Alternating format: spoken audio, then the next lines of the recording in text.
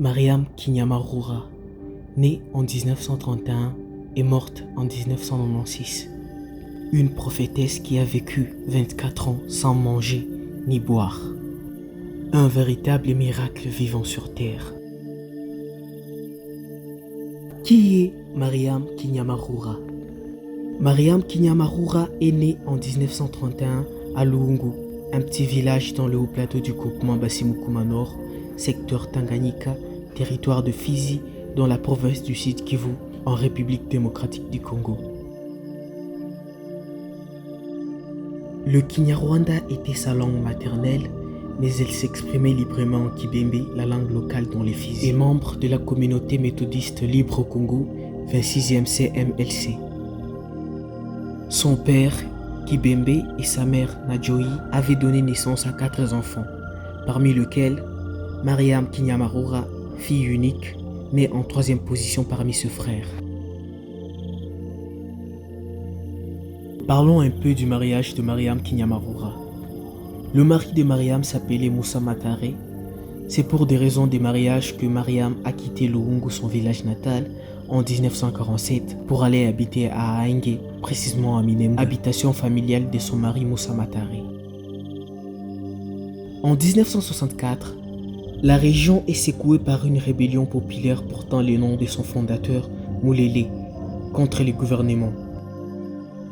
Parmi les conséquences néfastes, les déplacements en masse de familles.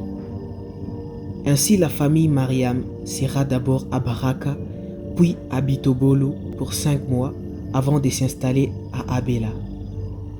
Après la guerre, Mariam restera à Abela pour l'œuvre du Seigneur avec une partie de la famille, tandis que son mari et le reste de la famille iront s'installer à Bibogobogo.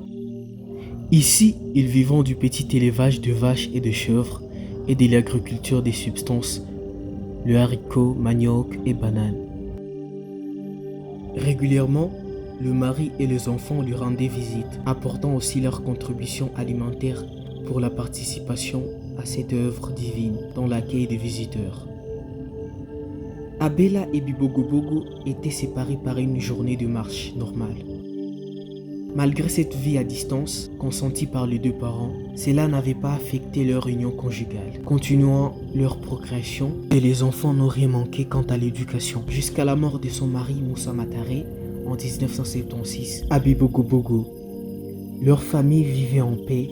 Moussa Matare s'occupait également de l'accueil de visiteurs dans leur église locale. Le jour de sa mort, Mariam témoigna l'avoir vu accueilli au paradis.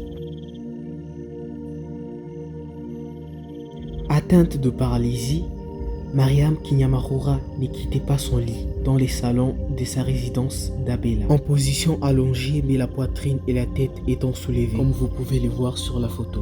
Elle pouvait causer facilement et librement avec ses visiteurs jour et nuit pendant de longues heures sans dormir et c'est pendant plusieurs jours. Dans le même lit, elle recevait son mari. Dans le même lit, elle priait son Dieu et faisait ses accouchements miraculeux.